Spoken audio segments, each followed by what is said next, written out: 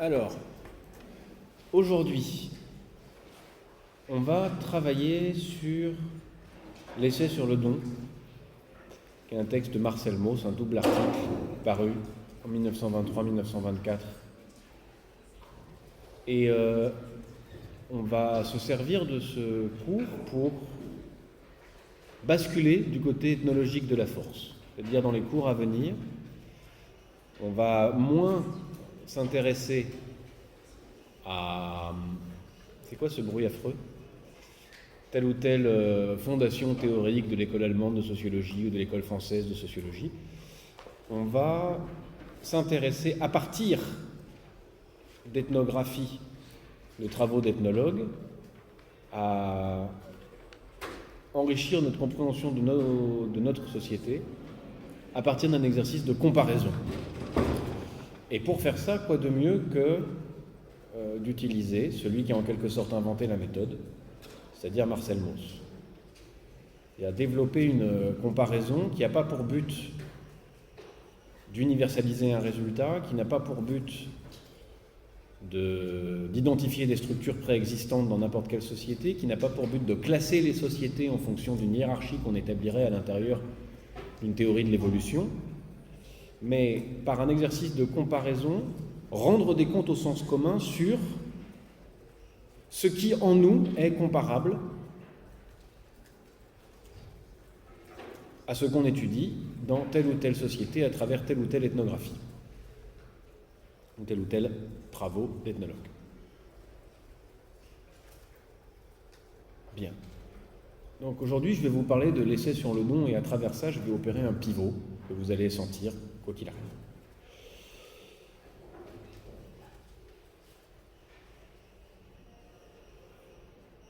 C'est pas vous qui faites ce bruit, c'est quelque chose que nous subissons, n'est-ce pas ? Ouais. Okay.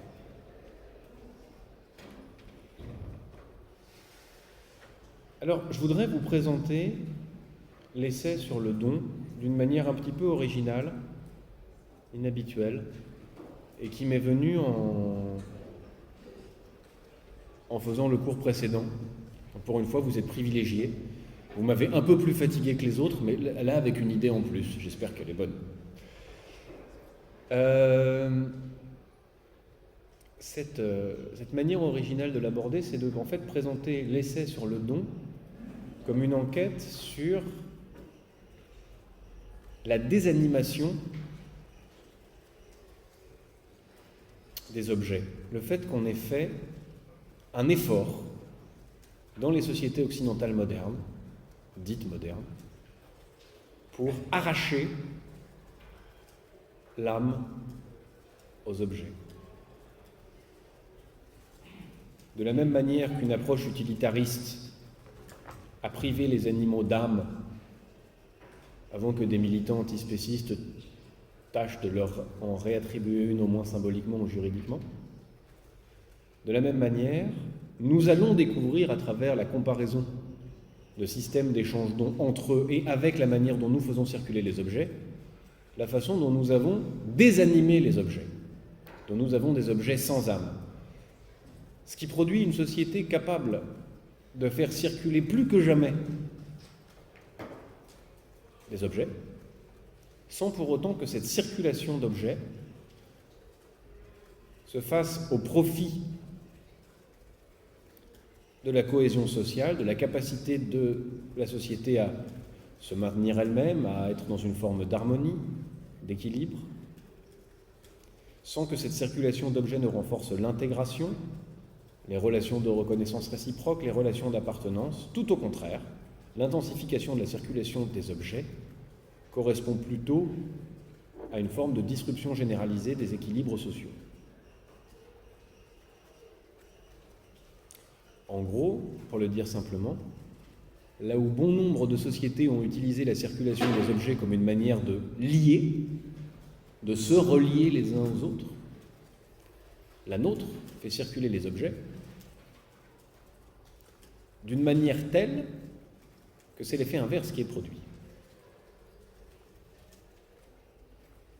Il est unique dans l'histoire de l'humanité que nous utilisions quotidiennement des objets produite par des dizaines de milliers de personnes qui elles-mêmes ne se connaissent pas et avec lesquelles nous n'entretenons aucun lien.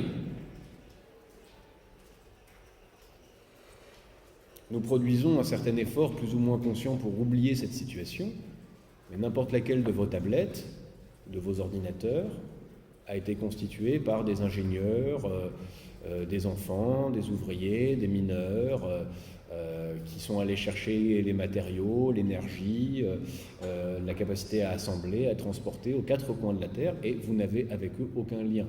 Cet objet ne crée pas de lien avec les personnes qui l'ont transmise, d'abord créée puis transmise. On a donc en quelque sorte une circulation d'objets qui, du point de vue social, est devenue quasiment nulle et non avenue. Nulle parce qu'elle ne crée pas de lien, non avenue parce qu'au contraire, elle les fait éclater. Elle fait intervenir, j'allais dire, des fantômes.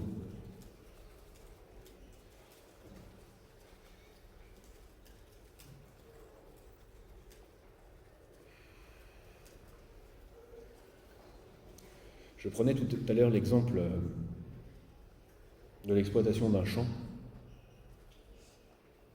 par exemple derrière chez moi, où au lieu d'utiliser des outils fabriqués par le forgeron, entretenus par le voisin, utilisés par la dizaine de personnes travaillant à la ferme, etc., et les animaux qui sont là, on travaille avec une machine qui remplace ce travail-là, qui est importée, dont chaque pièce est importée d'un endroit différent, dont le carburant est importé, etc., etc.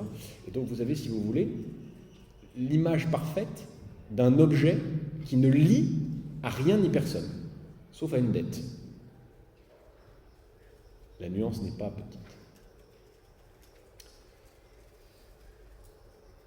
Je vais essayer de vous donner aujourd'hui un peu d'appétit pour lire un travail de Marcel Mauss sur des sociétés différentes qui ont placé les échanges d'objets dans une forme qui les voue d'abord à créer du symbole, à créer du lien, à créer de la cohésion sociale. Et c'est là un point, justement c'est là-dessus que je voulais commencer, qui est un petit peu extraordinaire. C'est une intuition vraiment importante de Marcel Mauss. C'est le schéma suivant. Un objet acquiert une âme pour,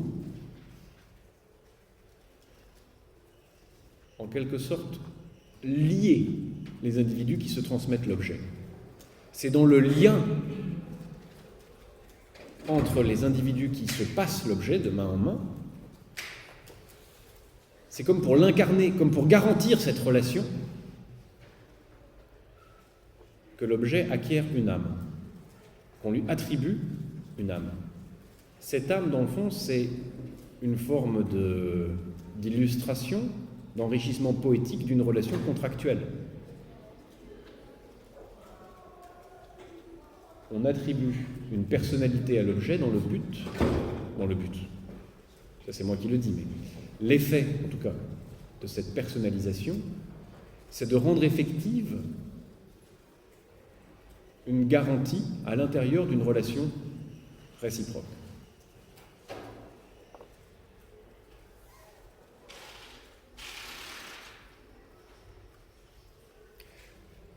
On pourrait poursuivre l'hypothèse en disant que désanimer les objets, cesser de penser que les objets ont une âme, un esprit, cesser de penser que les objets peuvent créer une continuité entre les humains et les lier les uns aux autres, parce qu'ils participent aussi de l'âme, de l'esprit, de la responsabilité.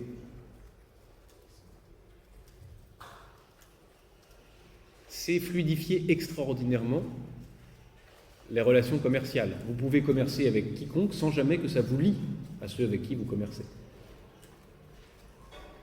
Ça peut créer des relations d'interdépendance économique, des relations de fragilité, mais pas des relations identificatoires, pas des relations d'appartenance, d'appropriation. C'est ce qui nous permet, sans difficulté aucune, de commercer avec des gens que dans le même temps, je dis, nous en tant que nation par exemple, de commercer avec des nations que dans un même temps nous condamnons absolument. Le même gouvernement est capable de dire que l'Arabie saoudite est vilaine de ne pas respecter les droits de l'homme et de torturer ses prisonniers et de commercer avec eux pour leur vendre des armes. Nous commerçons maintenant avec la Russie, tout en disant maintenant que c'est pas bien. Je ne dis pas que c'est bien ou que c'est mal, je dis que dans la manière dont nous concevons collectivement l'activité commerciale, elle n'est pas liante. La circulation des objets n'est pas liante. Elle ne fait pas corps social. Quand bien même nous sommes dans un type de transaction relativement rare pour nous et relativement commun dans les sociétés dites traditionnelles, c'est-à-dire non pas d'individu à individu, ni d'entreprise à entreprise, mais de corps social à corps social, par exemple de nation à nation, quand bien même nous sommes dans cette échelle-là, même à cette échelle-là, nous considérons que l'échange d'objets n'est pas liant.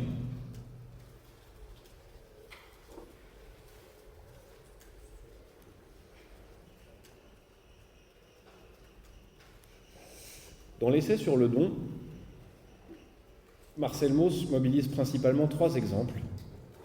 Un système d'échange-dons au Samoa, un système d'échange-dons dans les îles Trobriand, dans le Pacifique occidental, en s'inspirant des travaux de Bronislaw Malinowski dans les Argonautes du Pacifique occidental. Et le 3e exemple se situe entre la Colombie-Britannique et l'Alaska, dans un 3e système d'échange-dons qu'on appelle le potlatch, chez des populations Aïdat, Tlingit et Kwakiutl. On verra ça tout à l'heure, on y reviendra. Et je vous suggère par ailleurs de demander à vos chargés de TD de vous en parler. S'ils ne l'ont pas déjà fait, bien sûr. Mais il insiste sur le fait que si on peut étudier des systèmes d'échange-dons qui donnent cette puissance aux objets, qui donnent de l'âme aux objets, ce sont des systèmes qu'on peut observer dans de très nombreuses autres cultures, dans de très nombreux autres systèmes qui font de situations qui fait de nous, autres, des anomalies anthropologiques. Nous sommes parmi les seuls humains à avoir imaginé pouvoir faire circuler des objets sans que cela crée de lien, et à pouvoir faire circuler des objets sans âme pour garantir la qualité du lien créé par l'échange d'objets. Ça va ? Désolé de vous prendre comme test.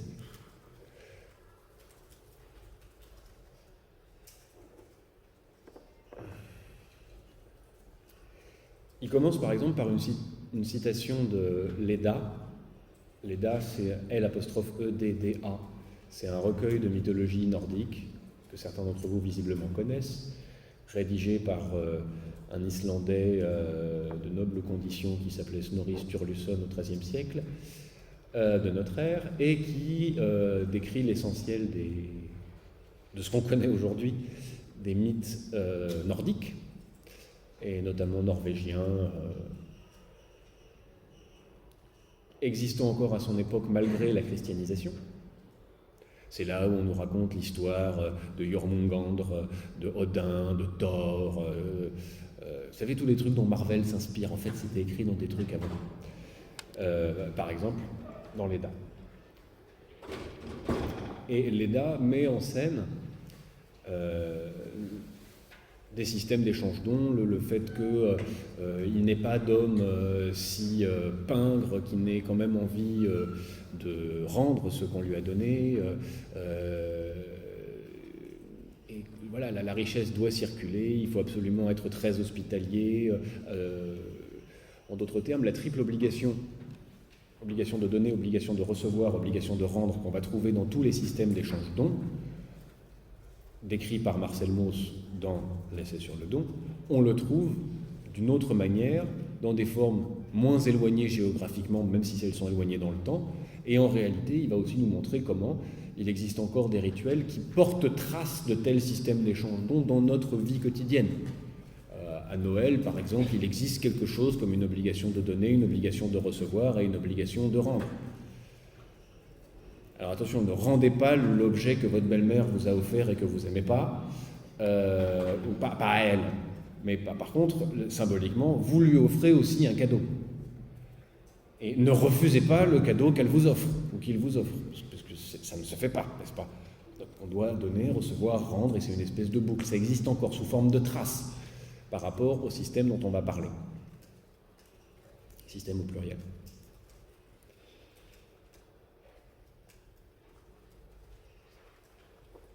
Et donc je voulais partir de cette introduction. Si nous sommes une société de la production, de la consommation, du déchet, nous sommes aussi une extraordinaire, une très originale société humaine de la désanimation du rapport utilitariste aux objets, mais qui désanime, qui enlève de l'âme aux choses, qui se prive d'objets dotés d'une âme. Ça se dit, des fois, vous savez, en français, qu'un objet est sans âme, il est sans intérêt. Ça se dit plutôt d'une œuvre, enfin, d'une maison. On peut comprendre cette formule comme une trace vers une utilisation animée des objets. Mon Dieu, que c'est énervant. J'ai l'impression qu'il y a une espèce de fraise de dentiste qui me vrille derrière l'oreille, là. Alors j'imagine ce que ça doit être pour vous, là-bas. Bon. Alors, vous avez tous vu le Seigneur des Anneaux. Vous savez que l'anneau veut rentrer chez lui et qu'il est bien décidé à détruire la tête de quiconque s'oppose à son retour chez lui. Littéralement, Gollum, c'est quelqu'un qui est brûlé de l'intérieur parce qu'il s'est trop accaparé l'objet. Il a refusé de le faire circuler. Ça a failli arriver à Bilbo, mais finalement, ça va. Parce qu'il arrive quand même à le donner, à s'en débarrasser. Alors là, Tolkien applique littéralement du Mauss dans le texte, ou bien il a lu les mêmes textes que Mauss. On parle exactement de la même chose, de cet ensemble de mythes qui mettent en scène des objets qui veulent circuler et qui lient entre elles les âmes des récipiendaires. Et là, il ne s'agit pas seulement de familles à l'intérieur desquelles tel bijou de famille, ou tel manteau, ou tel collier, ou tel meuble serait dépositaire d'une histoire familiale et lierait entre elles les personnes ayant eu cet objet. Il s'agit de systèmes sociaux globalement organisés autour de ce système de circulation d'objets. C'est de ça dont Marcel Mauss entend nous parler. Mais vraiment en considérant qu'il y a probablement un lien entre ce que nous considérons être une chose, quelque chose habilité au rang de chose d'un point de vue social, et la destination de la chose, c'est-à-dire le fait que ce soit quelque chose à donner, quelque chose qui fait plaisir, quelque chose qui s'échange, quelque chose qui se maintient entre nous. En gros, l'objet devient un objet existant socialement à partir du moment où il entre dans un échange régulier et donc institue du lien entre les récipiendaires successifs.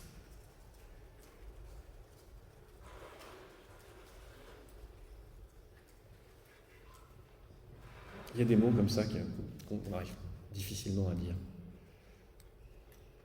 Récipiendaire, et l'autre de secours, c'est paraphernalia, que j'arrête pas de dire parapharnalia parce que je ne sais pas si mieux. Vous savez ce que c'est un paraphernalia?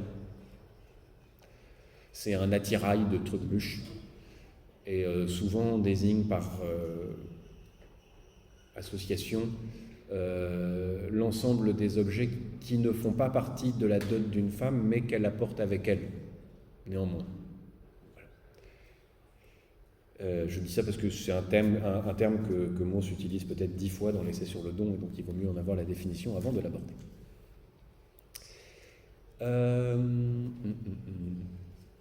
Donc, la question c'est,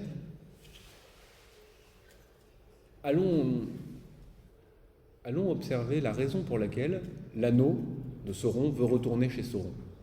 Pourquoi donc? Pourquoi l'anneau veut revenir chez lui? Qu'est-ce qui se joue dans cette espèce de gimmick, de motif récurrent dans les cultures humaines, d'un objet qui veut absolument circuler, c'est-à-dire non seulement passer de récipiendaire en mais par ailleurs retourner à l'endroit où il a été forgé. Voilà. Essayons de regarder plusieurs systèmes sociaux organisés autour de ça pour comprendre de quoi il s'agit. Pourquoi l'objet veut-il retourner chez lui? Évidemment, pour nous, ça nous paraît un peu mystique, une question pareille, les objets ne veulent pas retourner chez eux.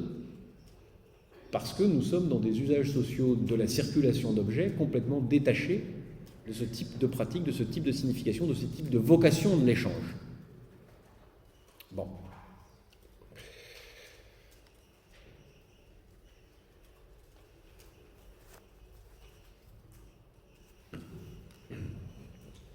Alors, dans l'ordre, il nous parle, Marcel Mauss nous parle, pardonnez-moi, des Samoa, de l'archipel Trobriand et du Potlatch. Alors, c'est-à-dire de la Colombie-Britannique. Reprenons les choses dans l'ordre.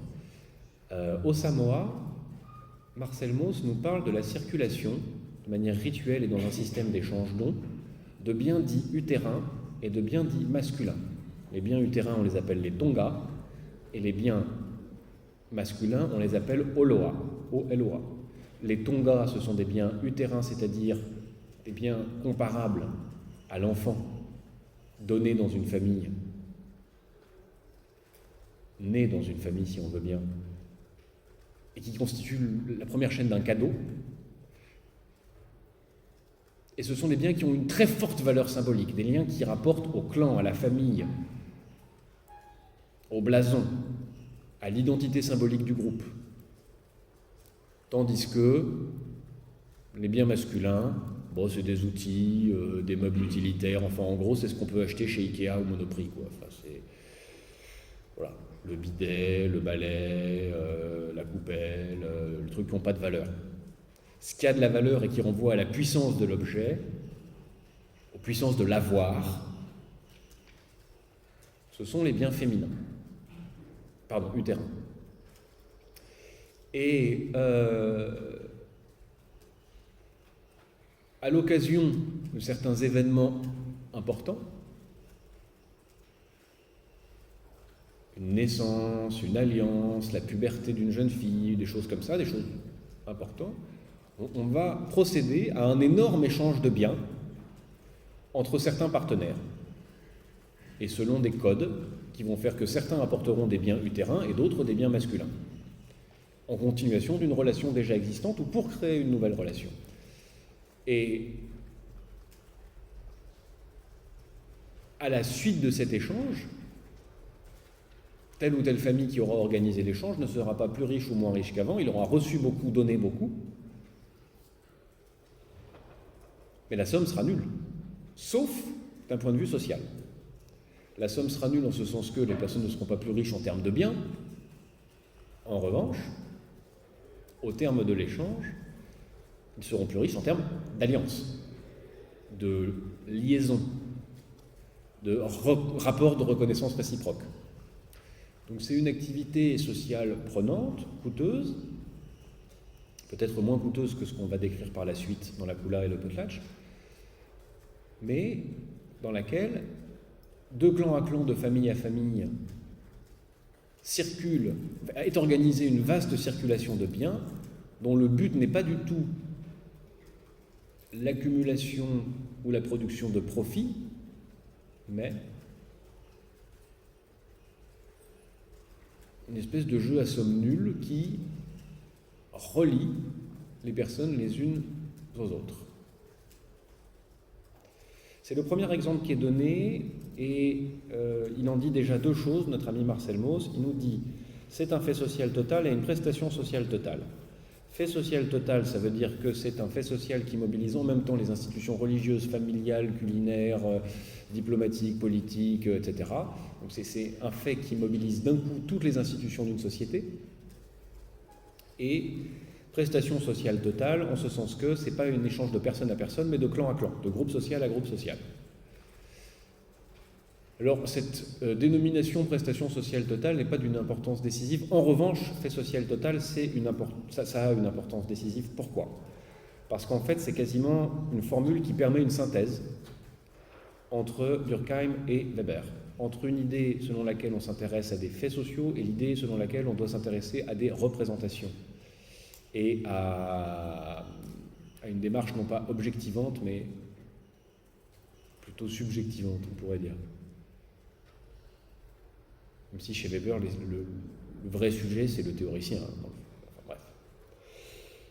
Alors, pour redire les choses autrement, un fait social total, c'est un fait que l'observateur, on pourrait dire statisticien, ne peut pas comprendre. Vous êtes là, vous êtes face à, je sais pas, une cérémonie de potlatch ou de kula ou d'échange de biens utérins et de biens masculins au Samoa. Et qu'est-ce que vous voyez? Des gens qui ont l'air de s'échanger des trucs. Voilà. Vous ne pouvez pas en saisir la dimension religieuse, économique, diplomatique, de tout ce qui va s'exprimer, morale, esthétique. C'est seulement si vous avez en vous déjà fait la synthèse de toute l'expérience sociale de toutes les institutions sociales locales que vous êtes capable de les y détecter, d'une certaine manière, de les ressentir.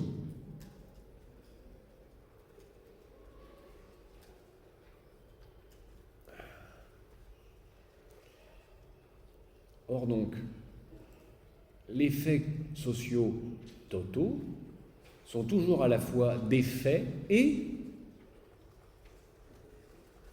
des représentations, c'est-à-dire une perception du social synthétisée par chaque individu ayant une connaissance de la totalité du social. Ouh là là là là, je vois à vos têtes que c'est difficile. Ou alors ennuyeux, je ne sais pas, on verra. La première qui répond les deux, je me fâche.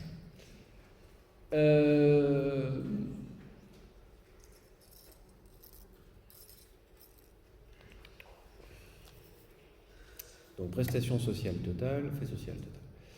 Ensuite, tiens, passons à... Comme ça, rapidement, comme ça ce sera fait, aux autres caractéristiques des systèmes d'échange-dons. On y observe une triple obligation, obligation de donner, obligation de recevoir, obligation de rendre. Et ici, obligation, c'est entendre au sens où, vous savez, je suis votre obligé. Vous m'obligeriez en faisant ceci ou cela. C'est vraiment l'idée qu'on s'oblige réciproquement. C'est moins le fait qu'on se donne des ordres ou qu'on se contraint, mais le fait qu'on se lie à l'intérieur d'une reconnaissance réciproque engageante. Donc, obligation de recevoir, de donner et de rendre. Et une double apparence trompeuse, ces systèmes d'échange-dons produisent des dons en apparence libres et gratuits et en réalité obligatoires et intéressés. Obligatoires parce que extraordinairement codifiés, voire même sanctionnés, non pas par des peines de prison, mais par exemple par de la déchéance sociale ou morale ou physique, l'objet étant capable de se venger si on ne le fait pas circuler.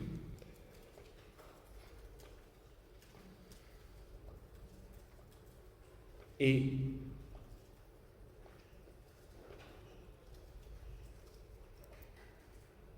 intéressé en ce sens que, en plus de son salut, on peut y obtenir du prestige.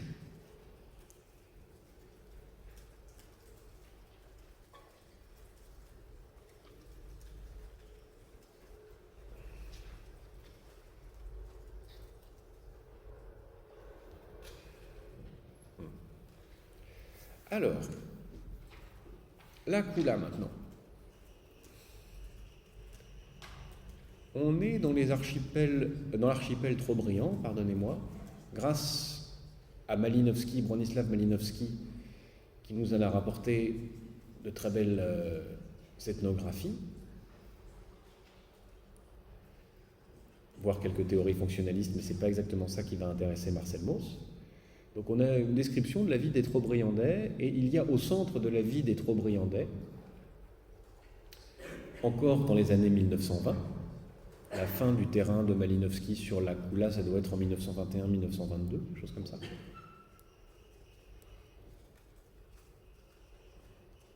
Il y a encore donc au cœur de la vie des Trobriandais un système d'échange de brassards et de colliers faits en coquillage qui n'ont pas de valeur marchande extraordinaire, mais qui ont une valeur symbolique en revanche énorme, et qu'on fait circuler dans un sens précis, bracelet d'un côté, collier d'un autre, avec des circulations soit d'est en ouest, soit d'ouest en est, pour faire circuler les objets, à l'intérieur de l'archipel. On le fait, c'est pas n'importe qui fait ça avec n'importe qui, ce sont plutôt des gens qui ont les moyens de monter des expéditions, parce que monter une expédition pour aller d'île en île, c'est très coûteux, c'est très dangereux, il y a les risques de la mer, il y a les sorcières qui sont très vilaines, et qui sur leur cordelette et leur noix de coco et leur noix de coco volent pour manger les marins, ce que la plupart du temps les marins n'apprécient guère. Alors ils essayent de les acheter, ils leur apportent de la viande avant de partir, pour que elles ne soient pas agressées par les... Parce qu'on les connaît, elles sont dans le village, hein, les sorcières. Voilà. Et donc on monte des grandes expéditions pour aller s'apporter, si je puis me permettre de m'exprimer ainsi, des colifichets, quoi. Enfin, des trucs dont l'observateur non averti ne voit pas la valeur. Parce qu'il s'agit, dans des îles dans lesquelles la ressource coquillage est abondante, de petits bijoux faits de coquillages. Parfois, ils sont très vieux, très usés, un peu cassouillés. Enfin, on ne voit pas le point, quoi, d'affronter les éléments et le coût d'une expédition pour un truc pareil. Alors, mettons-nous dans les circonstances. Il s'agit donc, quand on est un trop-briandais, avec certains revenus, à un moment donné, soit que le voyage soit prévu, soit qu'on initie une relation Kula, de préparer un objet, de préparer un bateau, de faire des cérémonies religieuses, de faire des provisions, de mettre quand même dans la cale quelques objets qu'on pourra vendre ou troquer par la suite dans le cadre d'une relation commerciale, mais qui devra être cachée parce qu'elle est considérée comme très vulgaire et médiocre par rapport à ce pourquoi on fait réellement l'expédition. On fait le voyage, on achète la sorcière pour passer... parce que si elle nous mange, c'est fini la Kula. Voilà. Donc on arrive à bon port. Là, on est reçu par le partenaire Kula sur la plage. Il y a une succession de cérémonies. On se dit des poèmes pour dire comment la colère est tombée. D'un côté, comment le présent est extraordinaire. De l'autre, comme au contraire, on le donne comme si c'était n'importe quoi avec un grand détachement. On se met d'accord un petit peu pour savoir si c'est un vrai échange ou alors si c'est un petit échange. Parce que des fois, quand on n'a pas de quoi rembourser, on a reçu un très beau collier, mais on n'a qu'un petit brassard. On amène quand même le petit brassard en disant « Bon, tu me fais crédit, je t'apporterai un gros brassard plus tard. » Enfin, donc on se met d'accord sur la qualité de l'échange. Et surtout, on se raconte l'histoire de l'objet. Si on amène le beau collier, on doit raconter qui a eu le beau collier auparavant, par quelle île il a circulé, quelle aventure lui est arrivée. Pourquoi ? Parce qu'il va être exposé, ce collier, très peu porté. S'il y a une belle cérémonie, peut-être on pourra le porter, mais la plupart du temps, il est simplement exposé dans un musée, un peu comme chez nous.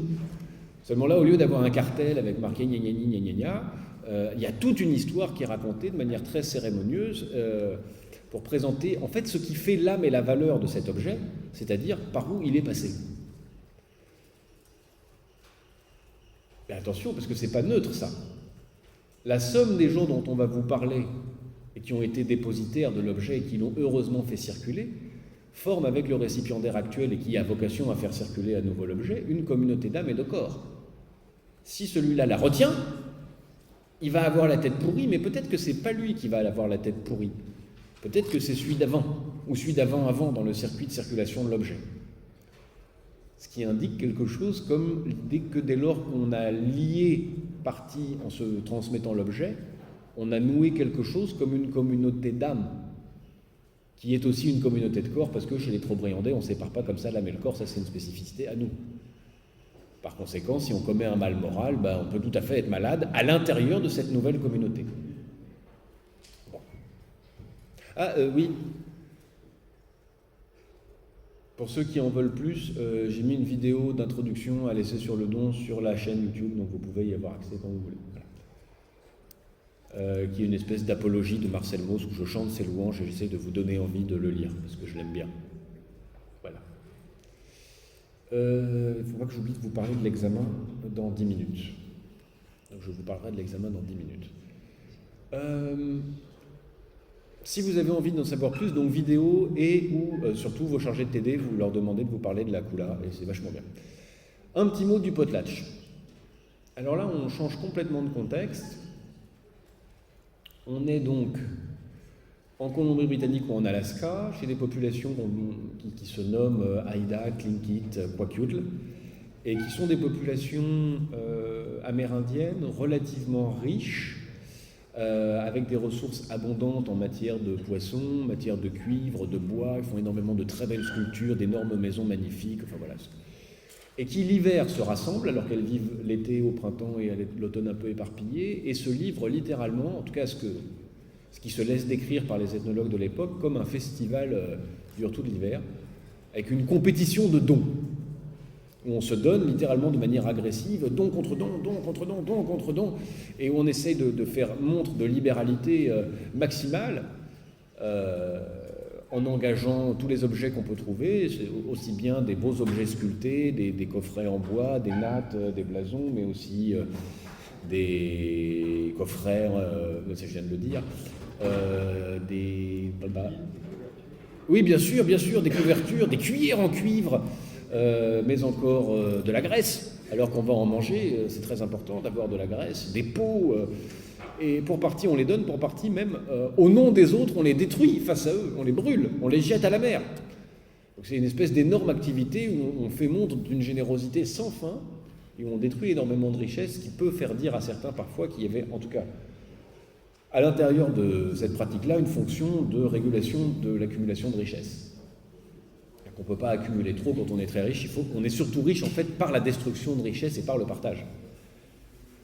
À l'intérieur de ça, on voit la jeunesse des notions de crédit, d'honneur, de crédit dans ce sens qu'on contracte des dettes dans le système de dons et de contre-dons, même si ce sont des dettes symboliques et qu'on n'est pas réellement endetté, on doit rendre, obligation de recevoir, de donner et de rendre.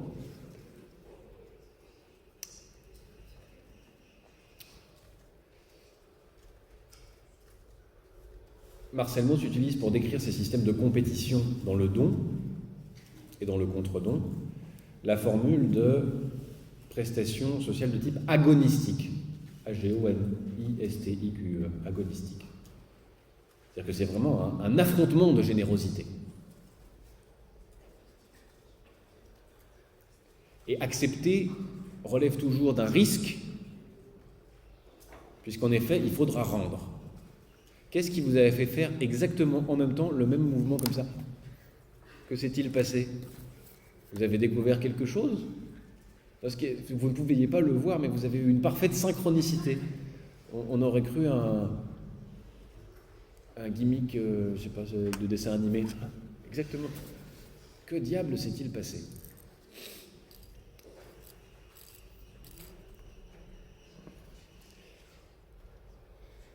Drame de la spontanéité.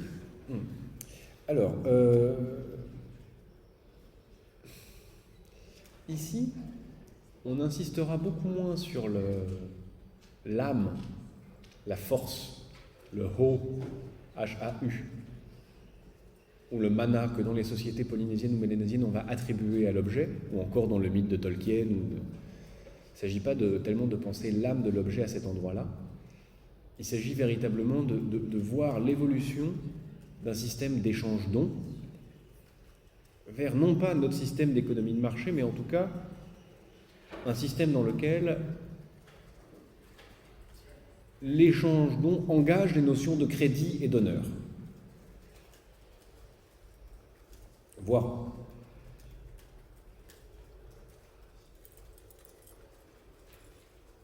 de système juridique, para-juridique de crédit.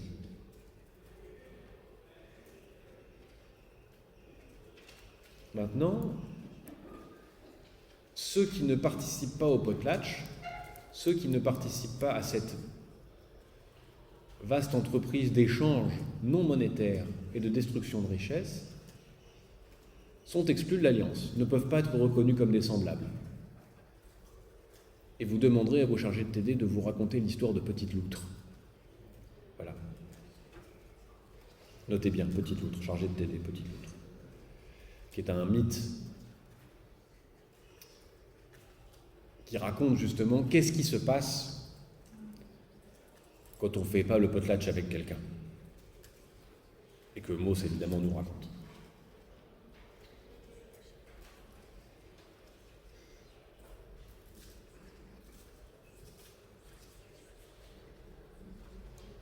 Alors,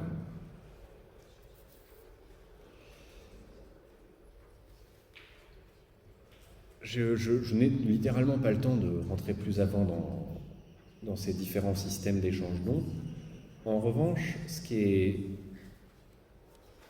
intéressant, à partir de là, c'est de faire exactement le même chemin que Marcel Mauss, de revenir vers notre société contemporaine, ou vers celle de Marcel Mauss, c'est-à-dire la nôtre, mais il y a un siècle, et de l'interroger en fonction de ce qu'on a vu. Qu'est-ce qui est comparable chez nous? Bon, système d'échange d'ondes, on n'en trouvera pas de manière pure. Ce qu'on pourra observer, c'est le système de circulation des objets. Ça, c'est une chose. Par ailleurs, ce qu'on va observer, ce sont des objets sans âme. On peut aussi interroger, par exemple, notre qualité, la capacité à donner de l'âme aux objets. Est-ce qu'on a des objets, par exemple, qui peuvent nous répondre? Et ça nous mènerait, par exemple, à questionner ce qui se passe quand on fait de l'Internet des objets, quand on donne de l'âme aux objets, quand on essaye de leur donner une faculté de nous répondre, quand on crée du robot. On adresse des thématiques qui sont assez proches, c'est-à-dire une capacité à avoir des objets qui nous répondent, sans pour autant nous lier les uns aux autres, sans pour autant créer des formes de reconnaissance réciproque.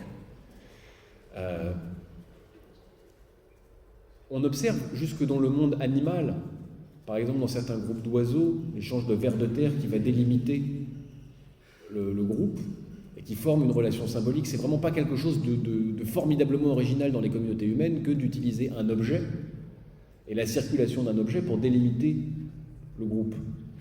Qu'est-ce qui se passe lorsque nous faisons circuler des objets mais de manière totalement détachée de ce but original? Et moi, je serais intéressé d'avoir le temps de réfléchir, par exemple, à ce qui est, à mon avis, un segment de l'histoire des technologies qui est en train de s'arrêter, quelque chose qui n'a pas marché, un à-coup qui n'a pas fonctionné, et qui est celui de l'Internet des objets, de l'intelligence artificielle hébergée dans les objets connectés dans les maisons.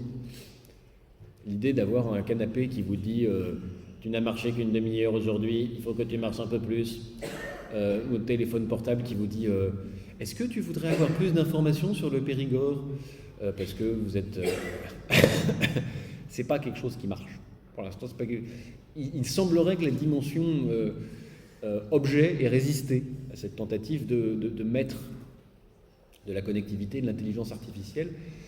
Je le sais pour avoir travaillé dans de nombreux programmes de développement d'Internet des objets pour le maintien en autonomie des personnes âgées à domicile.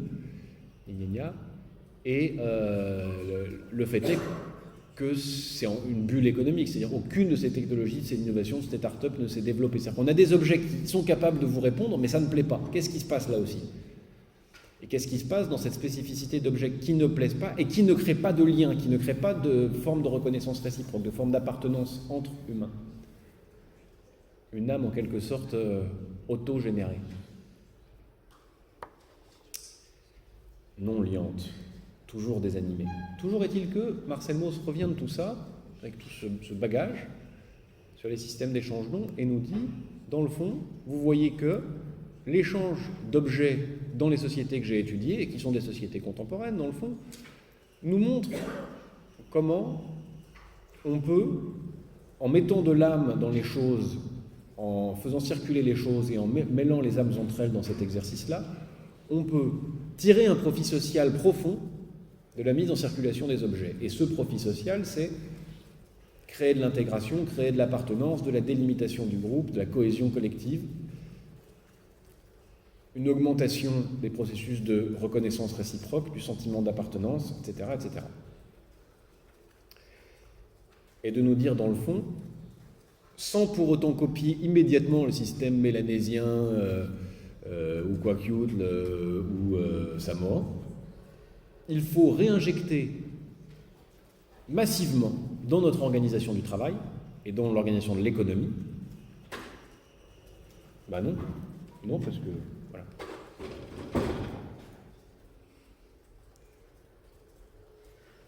des formes inspirées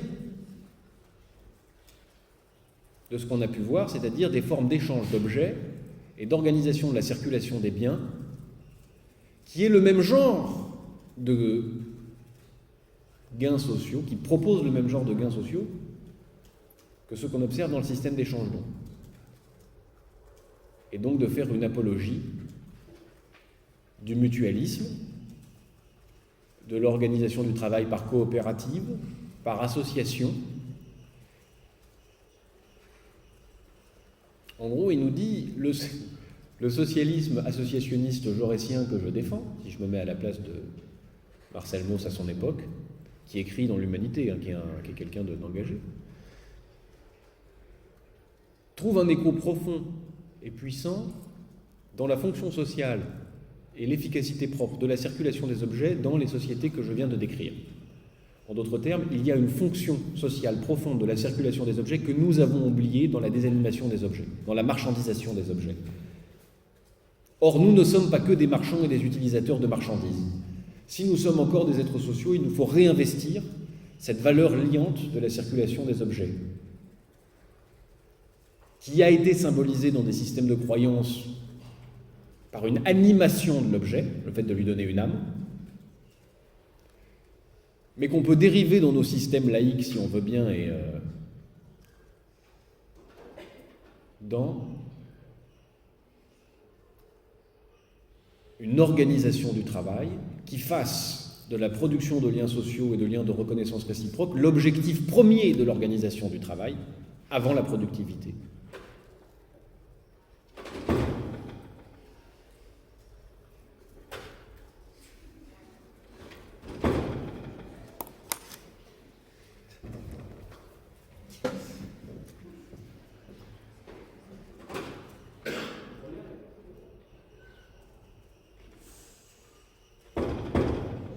De mettre un hublot dans l'ensemble.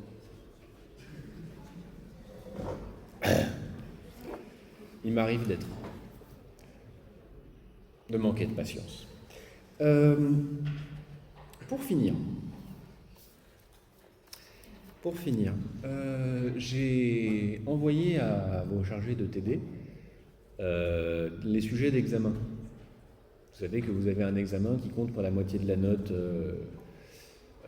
et qui arrivera en janvier pendant la période des examens. D'accord ? J'aurai la date en même temps que vous. Donc pour l'instant, je ne vous donne pas la date précise. J'ai eu en retour 2 types d'inquiétudes que je veux partager avec vous pour les dissiper. L'équipe a en gros dit il y a 2 trucs qui nous inquiètent. D'abord, il y a beaucoup de sujets. Alors, vous avez au choix 4 questions, vous en choisissez une en sociaux, et 4 questions, vous en choisissez une en ethno. Donc déjà, vous êtes prévenus. Vous ne serez pas étonnés, sur le sujet, il y aura 4 en haut, 4 en bas. Vous en prendrez une en haut, une en bas. Pourquoi il y en a beaucoup? C'est sûrement pas pour vous embêter. C'est que moi, j'aime pas corriger des mauvaises copies, ça me fatigue les nerfs et l'âme et le cœur et tout ça.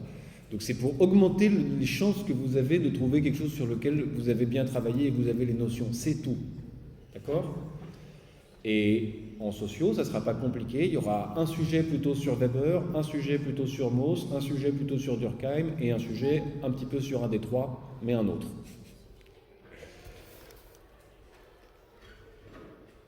De la même manière, en ethno, vous aurez un sujet sur Malinowski, un sujet sur Jean Rouch, un sujet sur les Tupinamba et un autre sujet sur les Tupinamba ou sur Jean Rouch ou sur... Voilà. C'est pas tellement plus compliqué que ça. Et en gros, vous aurez 2 types de sujets.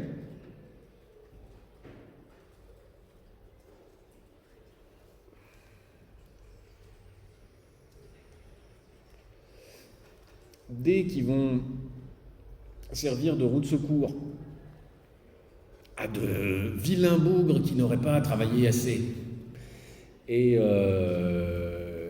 qui seront du genre si je vous donne telle ou telle notion élémentaire à réfléchir en fonction de tel fait d'actualité, qu'est-ce que vous en pensez? Voilà.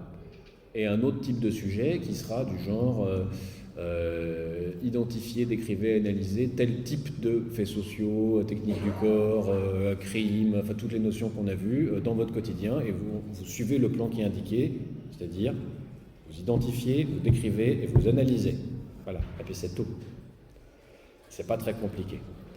Donc voilà, c'était simplement pour vous rassurer sur ces 2 points. Ah oui, non, j'ai pas explicité le deuxième, mais ça va, il reste 3 minutes. Donc, il y aura une pluralité de sujets, c'est pas du tout pour vous faire des pièges, c'est pour vous donner un maximum de chances de tomber sur quelque chose que vous pouvez traiter correctement. À la rigueur, prenez la décision à l'avance. Si vraiment vous sentez que vous n'êtes pas en sécurité, dites-vous, je vais traiter ça, je bétonne ça, au moins vous connaîtrez bien un des sujets. Bon. Deuxièmement, ça n'est pas une invitation à la corruption, mais je vous ferai remarquer que vos chargés de TD connaissent les sujets. Donc, pour ceux que vous sentez un petit peu paniqués pour vous et tout plein d'envie de vous protéger, de vous aider, vous pouvez leur dire, mais on pourrait faire des galops d'essai, pas trop longs. Ah oui, et c'est l'autre point que je voulais vous dire, la séance du 13, la grande récapitulation générale, on fera des galops d'essai sur des tas de sujets comparables aux sujets qui passent pour que vous compreniez comment ça fonctionne. Donc je vais traiter devant vous en rafale, toutes les 5 minutes, un sujet. Tac, tac, tac, tac. Donc ça fera, normalement, peut-être 11 ou 12 sujets traités en 1 heure. Normalement, ensuite, ça devrait aller. Vous serez bien prêts. Si c'était moi, vous n'auriez pas d'évaluation, parce que je considère que c'est pas pertinent du tout d'évaluer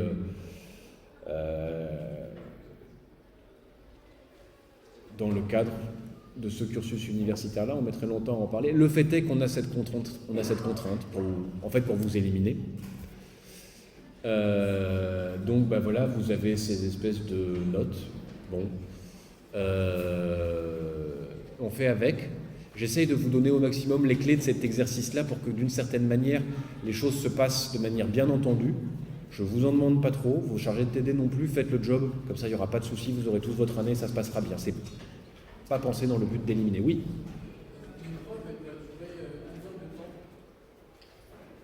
Habituellement, 1h30. Voilà. Mais du tout. Si ça dure 2 heures, vous aurez 1 heure et 1 heure. Si ça dure 1h30, vous aurez 45 minutes et 45 minutes. Pour l'instant, je ne sais pas cette donnée-là, je vous la donnerai la semaine prochaine. Et ce sont des questions à développement. C'est pas du tout une disserte, mais de toute façon, la question ne vous invite pas à la dissertation. Voilà. Vous verrez, c'est assez cadrant. Voilà.